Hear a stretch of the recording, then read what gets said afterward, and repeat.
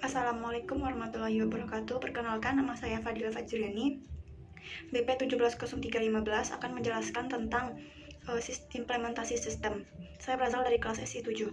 Baiklah, kita akan masuk pada pengertian implementasi sistem. Implementasi sistem adalah tahap penerapan sistem yang akan dilakukan jika sistem tersebut disetujui masuk ke dalam sebuah program agar dilakukannya perancangan sistem agar dapat kita gunakan secara keseluruhan. Terus kita akan masuk kepada tahap implementasi sistem. Di sini tahapnya ada 3, yaitu menerapkan rencana implementasi. Rencana implementasi ini dimaksudkan terutama untuk mengatur biaya dan waktu yang dibutuhkan selama implementasi.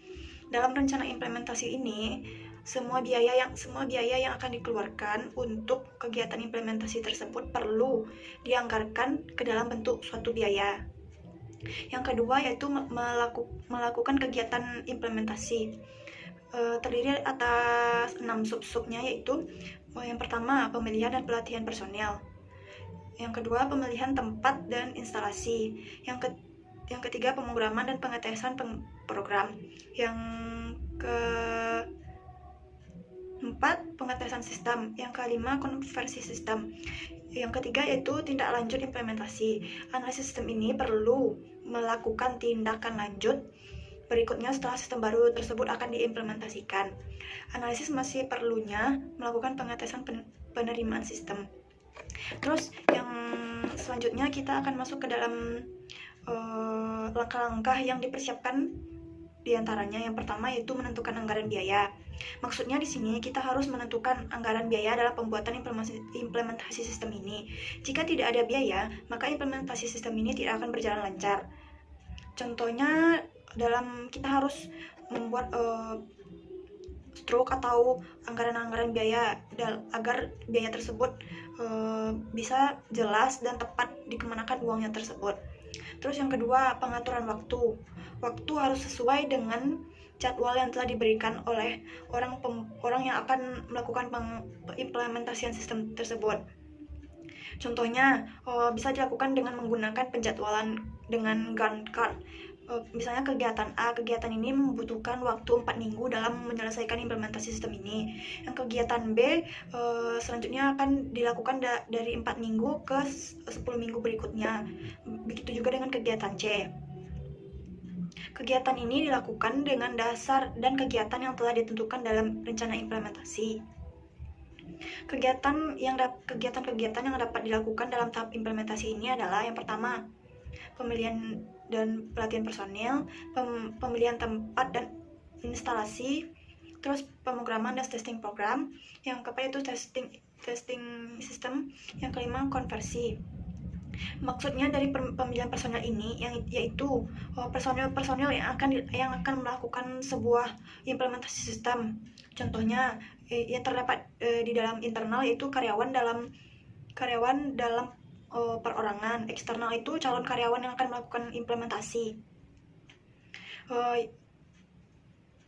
Personel yang terlibat dalam SI ini dapat dikelompokkan 4 bagian. Tugas itu tugas-tugas input atau output data. Contohnya operator dan data entry. Yang kedua tugas operasi.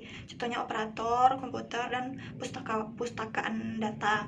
Yang ketiga tugas pemrograman. Tugas pemrograman ini dilakukan untuk pembuatan program sistem yang akan digunakan oleh si pemakai tersebut. Terus yang keempat tugas analisa sistem. Menganalisa sistem ini agar dilakukan dengan baik dan tidak ada kesalahan. Jika kalau ada kesalahan maka akan dilanjutkan kembali analisa selanjutnya. Terus kita masuk kepada pelatihan dan pendidikan. Pelatihan ini dinamakan dengan training. Training ini dilakukan agar personil atau perorangan sukses dalam menentukan atau membuat implementasi sistem ini. Terus yang kedua yaitu ditentukannya bagaimana cara pengoperasian sistem ini. Maksudnya ditentukannya pada bagaimana cara pengoperasian sistem ini ditentukan oleh bagian-bagian tertentu yang akan dijelaskan oleh bagian tertentu kepada kepada orang yang akan melakukan implementasi sistem ini. Yang kedua, pendidikan, yaitu education. Pendidikan ini berguna untuk mendapatkan sebuah informasi. Contohnya informasi penting dalam melakukan implementasi sistem ini. Terus yang ketiga, ditekankan pada bagian kerja sistem dan apa yang diperoleh dari sistem. Terus melakukan kegiatan implementasi ini ada 5, yaitu ceramah atau seminar. Pendekatan ini memungkinkan pemberi ceramah atau si pemberi seminar ini memberikan pendidikan kepada orang yang akan melakukan implementasi sistem dalam satu waktu dengan orang yang banyak. Pendekatan ini lebih baik dilakukan jika personel yang mengikutinya cukup banyak. Yang ketiga itu perbedaan ceramah dan seminar. Ceramah lebih bersifat mengungkapkan hal-hal yang islami, contohnya tentang keagamaan dan lain-lain, dan diterima secara umum. Kalau seminar ini bersifat pada pembahasan atau inti pembahasan yang akan dilakukan. Contohnya pembahasan tentang implementasi sistem ini. Yang kedua, pelatihan prosedural. Pendekatan ini menyediakan kepada masing-masing personel prosedur tertulis yang menjelaskan tentang kegiatan personel tersebut. Contohnya pembuatan program, contohnya programmer, tugasnya itu untuk pembuatan program. Yang kedua yaitu personel ini dapat mengajukan pertanyaan baik secara kelompok atau individu. Selanjutnya, pelatihan tutorial. Pendekatan ini ditunjukkan kepada masing-masing personel secara tatap muka. Yang kedua, pendekatan ini baik untuk tugas-tugas yang rumit dan yang penting yang membutuhkan bimbingan langsung. Yang keempat, simulasi. Pendekatan ini dilakukan dalam pembuatan simulasi. Itu penting agar mewakili lingkungan atau situasi kerja tersebut. Yang kelima, latihan langsung di pekerjaan. Misalnya latihan langsung ini contohnya magang dan terjun ke dunia pekerjaan tersebut. Terus schedule pelatihan dan pendidikan, siapa aja yang akan dilatih atau dididik, contohnya karyawan atau mahasiswa.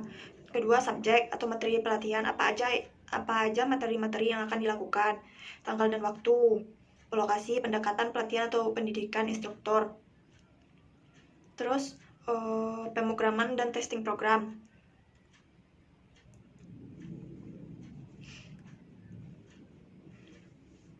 Ya, yang kedua, konversi paralel. Pendekatan ini dengan mengoperasikan sistem yang baru bersamaan. Terus konversi percontohan. Pendekatan konversi percontohan ini bila sistem yang baru akan diterapkan pada beberapa area yang terpisah. Yang keempat, konversi bertahap. Dilakukan masing-masing terhadap modul sistem. Pemeliharaan sistem. Tahap pemeliharaan sistem ini mencakup seluruh proses yang diperlukan untuk menjamin kelangsungan, kelancaran, dan penyempurnaan sistem yang telah dioperasikan. Terus dalam pemeliharaan sistem ini yang terdapat yang pertama, pemantauan pengoperasian. Tujuan ini untuk mencegah terjadinya kesalahan-kesalahan dalam pengoperasian sistem. Terus yang kedua, antisipasi gangguan kecil.